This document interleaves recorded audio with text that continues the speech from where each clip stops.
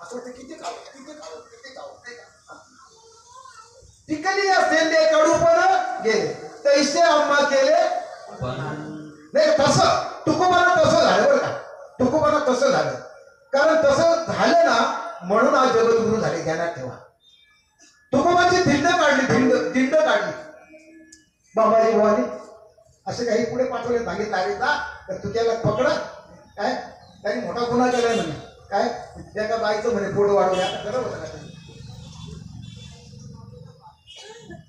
पण काय करावं अशी काही आपत्ती आहे.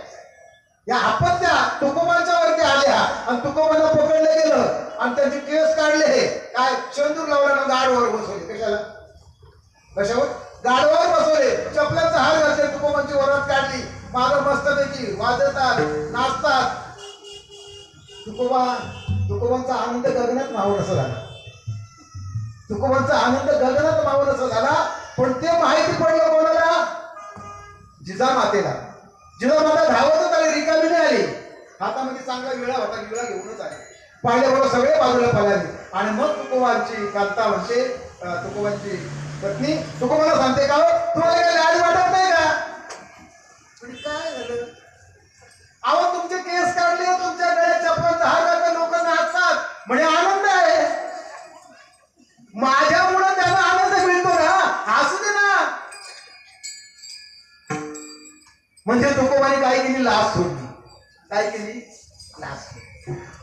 बरं तुकोबानीच्या हिशोबाच्या वया होत्या त्या कुठे नेऊन टाकल्या. इंद्रायणीच्या डोळ्यात टाकले. आता सगळं कर्ज माफ झालं लोकांना. लोक म्हणतात तुकोबा डोकं ठिकाणं आहे का तुमचं. म्हणजे काय झालं अहो तुम्हाला काय भीती वाटते का. लोक तुम्हाला काही देतील का. आता भीती टाकून दिली.